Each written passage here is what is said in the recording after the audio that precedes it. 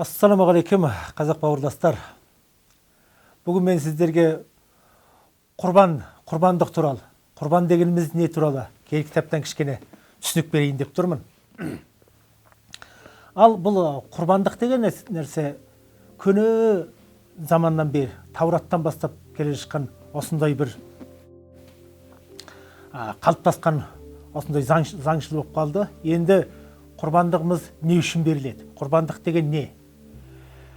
Көне өсиеттен қарасақ, осындай бір аят бар. Құдай құрбандыққа шалынған малдың еш дақсыз, еш кемшілігі жоқ болсын деп айтады. Неге еш дақсыз, неге еш кемшілігі жоқ болсын деп айтады? Өйткені құрбандық әбден Құдайға ұнамды, лайықты болу керек. Лайықты құрбандық арқылы және біз жаратқан иемізден, Құдайымыздан кешірім, одан рақым, одан батасын аламыз. Енді сондықтан көне өсиеттегі осы аяттардан бастап осы нәрседер, осы құрбандық шалынған кезінде Мусаның кезінен, Ыбырайымның кезінен, Дәуіт патшаның кезінен, Сүлеймен патшаның кезінен бастап осындай құрбандық шалына бастады. Көп құрбандық, көп малмен.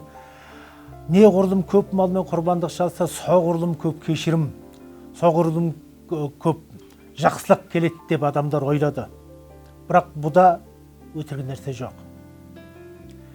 Енді біз Құдайдан мәңгілікке кешірім алу үшін, мәңгілік ешқашан жоғалтпайтын сол кешірімді алу үшін біз Құдайдан қандай құрбандық біз Құдайға шала аладық? Энэ бүхэн Йордан хотын зүүн эрэгт орших Бетан хотод болсон бөгөөд тэнд Йогн хүмүүсийг усаар угааж байсан юм.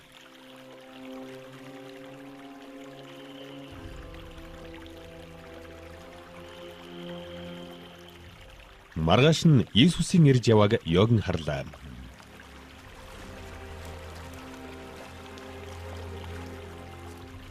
Энэ хүн бол ертөнцийн эзний хурган барьц бөгөөд хүн төрлөختний гмийн ялаг ганцаараа үүрэх болно.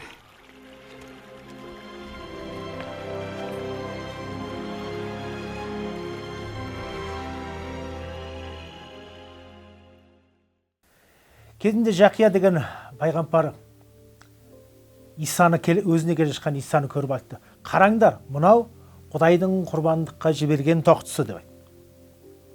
Ол адамзаттың күнәсін үшін өз жанын қияды деп айтты. Құрбандықтың бір мағынасы сол құрбандыққа шалынған мал,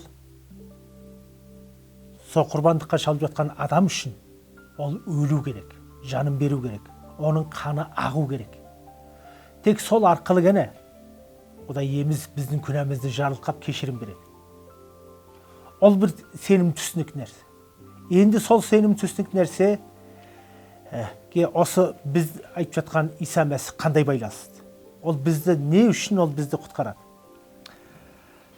Мен бір аят осы жерден сіздерге айтып берейін.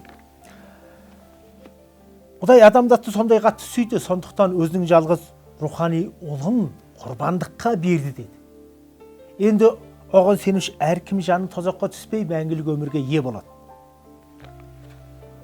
Құдай ұлын біз үшін құрбандыққа берді. Өйткені Құдайдың ұлы деп аталатын Иса Мәсіх, ол адам атаның ұрпағынан болмағандықтан, ол Құдайдың болмысынан келгендіктен, ода еш күнә жоқ. Яғни біз егер түсінікпен қарап айтсақ, сол құрбандыққа шалынған мал секілді, сол тоқты секілді, ешбір дақсыз, ешбір кемшілігі жоқ болған. Өйткені Исаны Кейл кітапта Құранда мойындайды. Ол ешқашанда күнә жасаған емес. Оның аузынан ешқашан күнә табылмаған. Сондықтан біз үшін құрбандық болатын Иса Мәсіх, ол біздің күнәміз үшін құрбандыққа шалынатын әбден лайықты құрбандық болды. Осы жерде бір осындай аят бар. Құдайдың мүлтіксіз тоқтысы Мәсіх өзін құрбан болып, баға жетпес қанын төккенмен құтқарылуымыздың жолын ашты дейді. Иса Мәсіх біз үшін құрбандыққа берілген әбден ең мықты сол құрбандық болды. Ол бір күндік қана құрбандық емес, ол біз үшін мәңгілік құрбандық болған.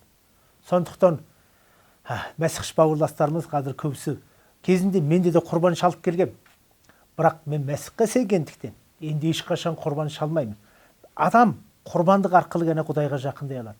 Сол құрбандық біз үшін мәңгілікке сол құрбан айт болған иеміз Иса Мәсіх болды. Енді Мәсіх арқылы ғана біз Құдайға жақындай аламын. Мәсіх арқылы ғана біз сол құрбандығымыз және әбден лайықты болады.